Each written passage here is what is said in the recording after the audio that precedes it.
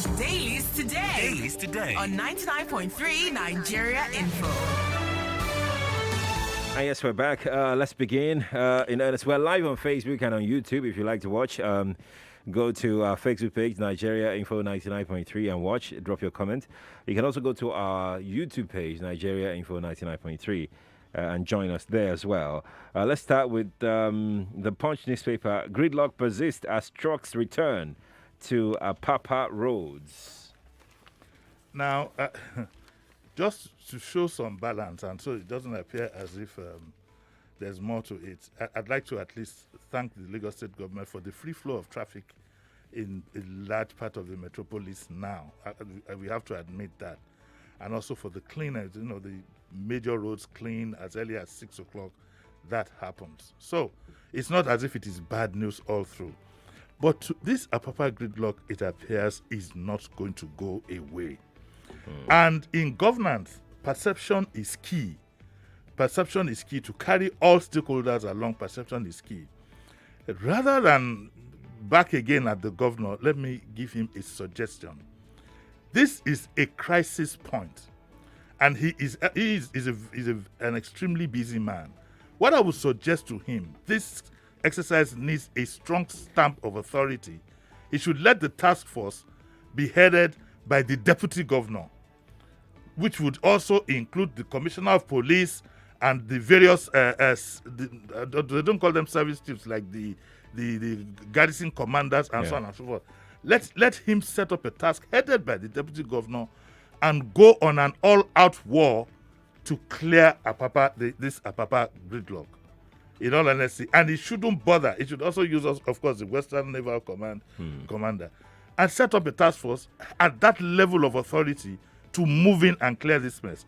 Because according to the Punch, all along with the stories have been coming from the Vanguard, but now it is the Punch. And the story says sanity is yet to return to the Apapa corridor as fuel tankers and containerized vehicles have resumed indiscriminate parking along the road. And the Punch correspondent went all through, went to Abuja Park, and so on and so forth. Then he interviewed a trucker called Lekon Afiz, who said he chose to park on the bridge leading into Apapa Port. That was yesterday. He says, I do not know what they're doing. Anyone given the call-up sign should enter directly into Lily Pond Terminal. We are going to Lily Pond Terminal, but we don't know whether it is open or not. They stopped us on the bridge. If you get down from the bridge, everyone is reparking. We just got here today. All the truckers are saying they don't know what to do. The president of the Council of Maritime Transport Unions, Leye Thomas, says, what I saw at Apapa is an eyesore. I don't know who to blame. Everything has returned to how it used to be along the road. I'm not happy. The idea for the truck parks is to be calling them bit by bit. So so seen everywhere littered is disappointing, and so on and so forth. But it says here, in the Vanguard, it says that Lagos State has impounded 200 trucks as good luck persists on Apapa Oshodi Expressway, and it pleads that we should be patient with them. Something tells me that this issue is beyond what Oluwatoyin Fayinka, who is the special advisor, can handle. And that is why I said that this is a real crisis point. Let this thing be headed by the deputy governor with all the military paraphernalia you can gather, police, whatever, and clear this mess once and for all. Sheriff. Yeah, it's sad, really. So not to think of the fact that the governor the other day, said he will name, he will shame, he will bring people to court of public opinion. That was an embarrassing statement from the chief executive of the state. But they are there now. And it's not naming and shaming. We need to be hearing the names. No, it's not. You don't even at that level. You don't do that. What you do is you execute the law. What the law says, you follow it. It's not for a chief executive. I was very disappointed. The chief executive of the state, we are going to name and shame. That's for much lower levels. That's that. You have a stamp of authority. For God's sake, you are the governor. Apply the law.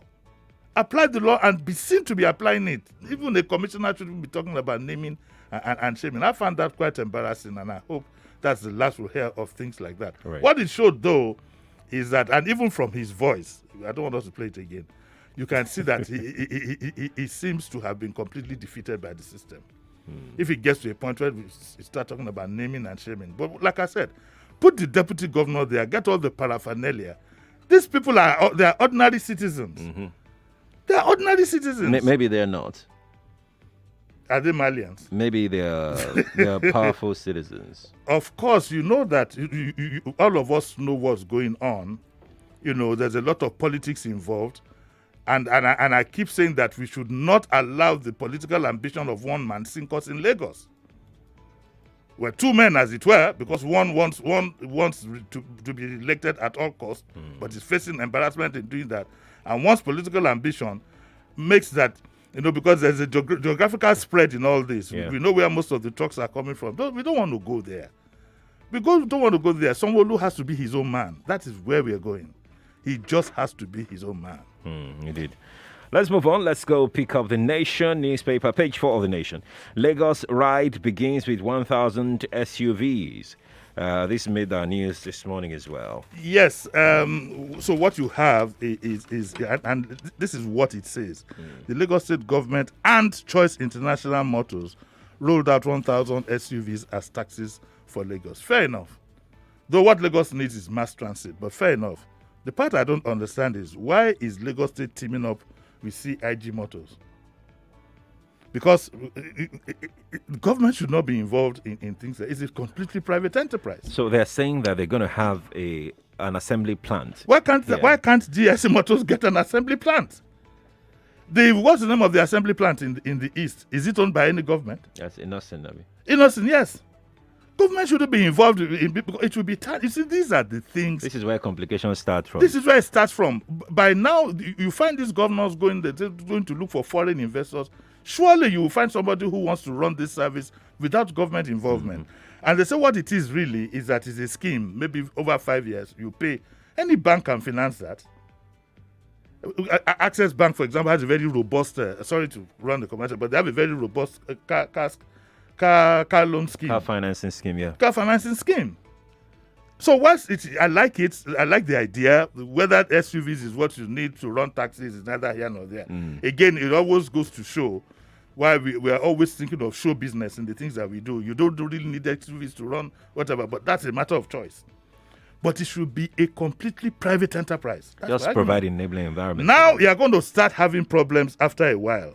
You'll be talking of shareholding. The same problem you have with LCC exactly is going to surface here. And after a while, some people are going to be pointing fingers. Who owns what? Just like the crisis you have with the BRT. It's complicated. I don't understand.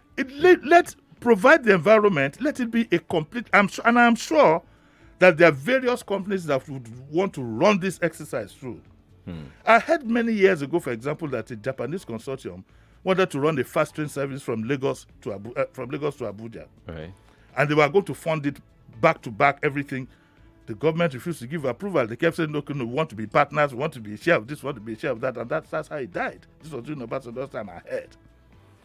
And this again is that the government should not be in business. Maybe this is the same module we use with Primero, where we are hearing that even it's the government that is buying buses for Primero and all of that. But you know, during Amber this time, it was written that it donate. I've never heard where you donate buses to a private enterprise. Exactly my point. Oh boy, see. You just said, "Oh boy." Yeah, I mean, yeah, in holiday mood. See, now I'm talking to you. Okay. See, Lagos State government has to be very careful. We are not all fools. We are not all fools. You could even see that from the attitude of the Commissioner for Information the other day when I asked the question. He rudely said I should go and ask the chief accountant. We will not take this for too long. You know the story of Primero now. Why must the government be involved in a taxi service? Why? So many companies would be more than ABC Transport. So many of them would be more than willing to run a taxi service. Why must the government? Then you have the governor launching. He drove a car, did all this. It's all show business. What do you need SUVs as taxis for? On the Lagos roads. On Lagos roads. Oh, maybe that's what feeds Lagos roads. By the way, I mean, yeah, you can tell. Okay, we travel regularly. In what country do you see SUVs being used as taxis? In the metropolis. Well. Usually they're just cabs. I mean, you see cars. Surely, I've said We need to keep governance simple.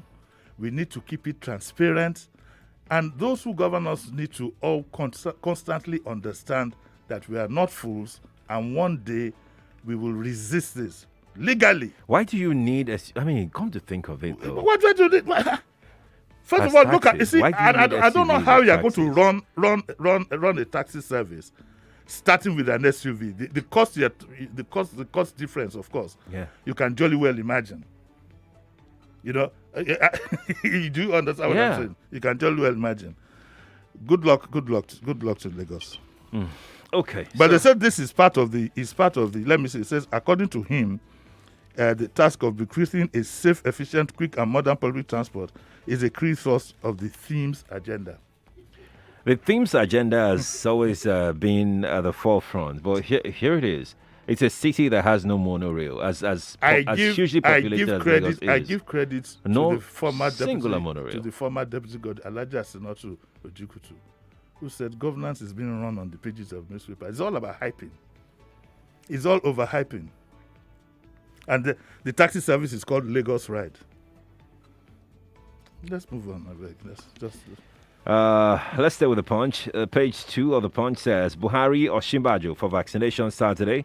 Exercise begins today. That's here on page 2. Why do I think at the back of my mind that Buhari must have been vaccinated a long time ago? And I think that would have been the responsible thing to do way back then, because of course you know his medical condition. So I hope he's not going to be given a double vaccination. I wonder what happens if we get a double one.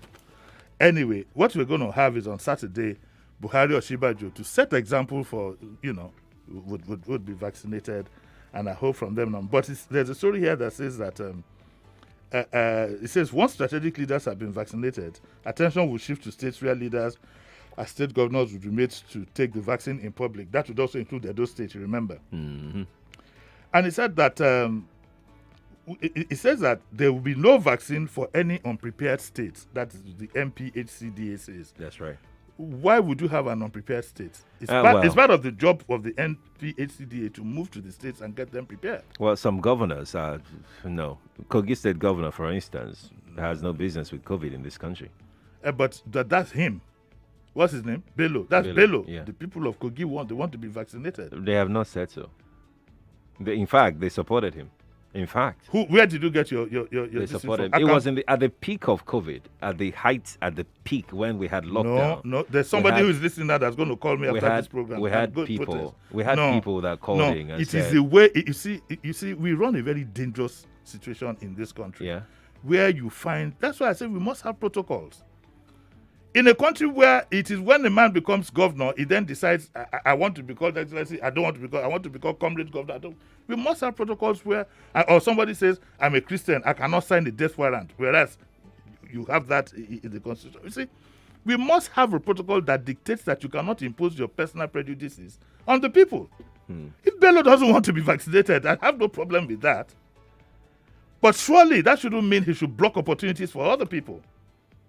In fact, one of the earliest cases that were discovered there had to be transported to Abuja for the confirmation. Yes, Asebi was the chief imam. I know his relatives. I spoke to them. I know his relatives. I spoke to them. And this is the kind of nonsense that we tend to do in this country. It's nonsense. People impose their own will on if you don't want. In fact, as a chief executive, you shouldn't even let anybody know that you don't want it. It's nobody's business. Don't just show up for the exercise, but make it available for those who want. Right.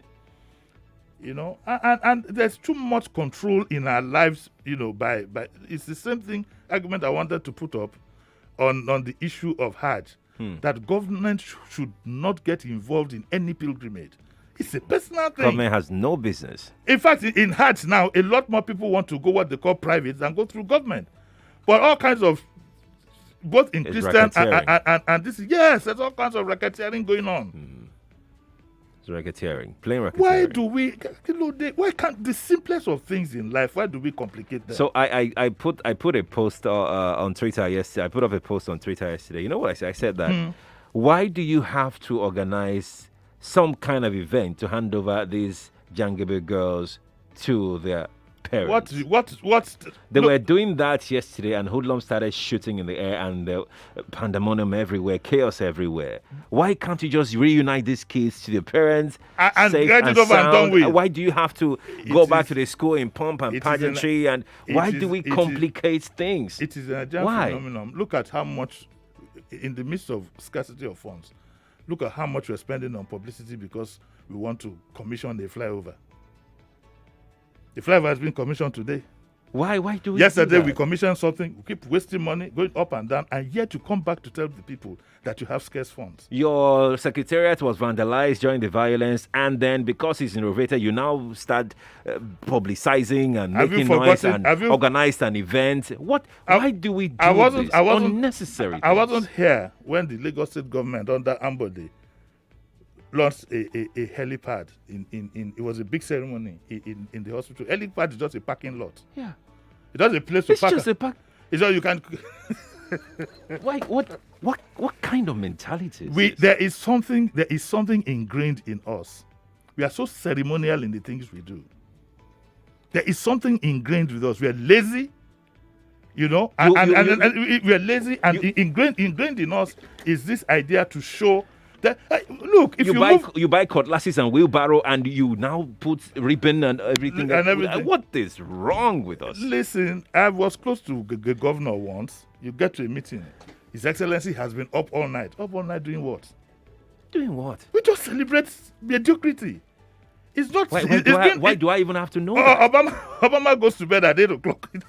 Why do I have to know that? Why do I have to know that? It's the way we are. Why? Do you know? To get to my house in the UK, I have to go to a place called London Bridge. Every 3 months I go, I miss my way. There's constant development. I imagine how many times the mayor would have had to come and cut the tape there. I don't understand these things. The littlest of things would celebrate. And yet we keep talking about positive ceremony. Look at, I'm happy for my colleagues in the print media. The center spread is full of adverts and so on, and photographs and commissioning and this and that. Then all the stakeholders will be there. They'll be dancing, masquerade, name it. It took Mr. Bauer to tell people that, look, if you have money, go to IDP and give them money. So they left him alone. Why did you feel the need you should go and congratulate him on the page of the papers? Mainly because, see, a lot of our people in authority know within themselves that they have not performed creditably. So all this hyping is to divert your minds from the real 100% correct. Because we have a governor here who tried as much as possible not to be involved in all these frivolities and just got the job done. I don't know if Adenoro Ogunsoya was ever commissioned. But the turnaround and that Erikmon area, the turnaround was massive. I can't remember if there was ever any ceremony to commission it. There's something. Don't let me be mischievous here. I was going to say something about empty vessels. Let's leave the Punch. Let's go to the Vanguard, page 8 of the Vanguard. If those who instigated civil war were pardoned, why not bandits? Gumi? Why is Sheikh Gumi in the papers every day? Is there more than meets the eye in all this? I want to also plead with, I know we have newspapers to sell and so on and so forth, but I want to plead with my colleagues, especially in the print media. Cut off some of these things and let us have some peace. I know it's a bit difficult. You want to make sales, you want to do, but all these things keep heightening the tension that you're trying to bring down. Why must Sheikh Gumi be in the papers every day? Every blessed day is making one point or the other about pardoning this and pardoning that. At face value, I seem to be inclined that, okay, to solve the problem in the short run, let's do that. But when I look at the long run about President Set, how President Set in the past have brought us to this, because everybody will say, you pardoned the so-called militants in the South, you must also do it for the North. Then you have some militants in the West, and that's for how long are we going to be doing this? I think that it's time we made up our minds and have a policy which most likely says that you would not negotiate with bandits. But are these people bandits? I don't want to go. You're going on leave. I don't want to start that argument. Yeah, it's okay. I want you to go in peace. It's okay. I'm going in peace. I'm going in but peace. We are going together. I've told you. Let's stay with the Vanguard. Page 10 is here. Page 10, Vanguard, bottom corner says, scary life expectancy in Nigeria is now 54 years. This is according to doctors. It means I'm long overdue for color. No, nobody is calling you yet. I hope the call not. will not come through. But I hope not. But this is frightening. It is. When you're told that the life expectancy is now 54 years, there is a very big problem. It means very soon we will start having pensioners at 45, 50. Yes, that's what it means. And it's a bit of an indictment. But it says the Association of General Private Medical Practitioners has said harsh living conditions have now put life expectancy at 54. 54 And years. other countries, Togo, Ghana, South Africa, they are ahead of Nigeria in life expectancy. I need to look for this man and let's find out from him. It's very sad. So if it says that if you are more than 54, you have broken the jinx. Me, I've broken the jinx. So you have defied Nigeria to survive more than it expects you to survive on life. I mean, and look at me now. It's scary. I'm 10 years It's older very- than 54. It's very, and very I still scary. don't feel like I want to go yet. Very scary. Please, nobody should even talk about this.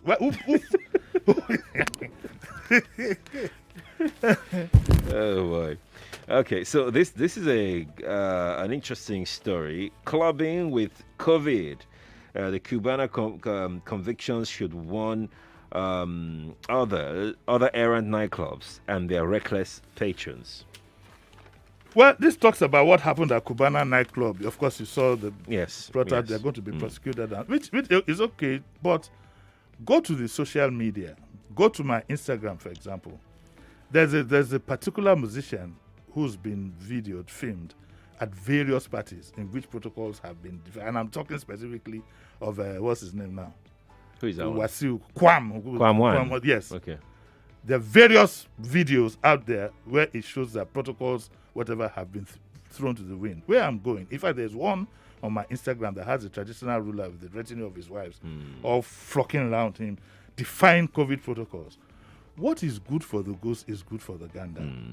Our authorities must make sure that they don't make this discriminatory. We must ensure. For example, I would have thought that somebody would have called the gentleman to question who organized this party. This is the video. Yeah. Nothing has been heard of such things. So why do you then go and Arrest people? go to Cubana. Yes. What is going to matter? So just leave them and let them go. When the Fujis and the Jujus and The the rest of Fujis and them, it's there. It's right there. You can see wearing masks. But having all parties plus and- the funny thing was that in the video, the musician himself is not wearing a mask. The traditional ruler comes with about 5 or 6 retinue of his people, all of them dancing. If you look at the hall, galore, fajini, no protocols, nothing. And I don't know why it's so difficult for us to be disciplined as a people, and why it is also so difficult for us to apply the law across the board. I found that video and others involving this same gentleman, I find them a bit disturbing. Because especially when you're a public figure of that nature, you must be conscious of the image that you're creating. Right. Is it all just about money? Or is there something that he knows that we don't know? Because you see, whilst you can say that you don't care about yourself, you remember that everybody who has COVID is not a danger to himself, but a danger to those around him that he might spread it to. Right. And it could be anybody. Don't think that, okay, myself and my staff and my family are immune. What about the general public? Who knows? So I'd like to call on our authorities, in the case of this gentleman and things like that, to call these people to say, let us set a good example for our people. Right. These young boys that you now put to sit on the floor just because they went clubbing, if they had those videos, they'll be saying to themselves, but these ones did this, so why are we here? Why are we here? Elite, please, I beg you, in the name of all that it takes, let us show a sense of responsibility across the board. Across the board. And I think that in the light of this, I might plead that after these gentlemen have been sentenced, I think the governor has the power to pardon them. And let fair be fair. Honestly, let fair be fair. All right. They will do community service. But other people are not doing community service. They should pardon pardon them. You can find them guilty, yes. Yeah. But maybe you should pardon them. We've not been fair in applying the law in this country across the board. We've not been fair. Jimmy, what's coming up at 9? We are going to discuss your leave. No. You just leave. No discussion. No. No, what I just wanted to tell you. I know. Today is Friday. We'll have a lot of fun. Look at some of these issues, but we'll also look at Harun Balogu. Yeah. He always supplies us with some necessary information that we need on Friday. Fantastic. Jimmy, thank you for coming around. I see you. And enjoy your holiday. I will. Sure. I will. I envy you. Don't envy me. I envy you. I know where some people go to holiday and spend their We can't go there again. You had to see. Many thanks to MTN Nigeria for supporting us on Dailies today. I'm Sheriff Quadry, it's Jimi Disu. When we return from the newsroom, we'll talk about Sheikh Gumi's latest comment. There you go again. Yes, that's what we're talking about. Stay here. 99.3 Nigeria Info. We are more than just radio. Subscribe to our YouTube channel at Nigeria Info FM. Check us out on Facebook at Nigeria Info 99.3. Follow us on Twitter at Nigeria Info FM and on Instagram at Nigeria Info FM Lagos for live updates as it happens. 99.3 Nigeria Info. Let's talk.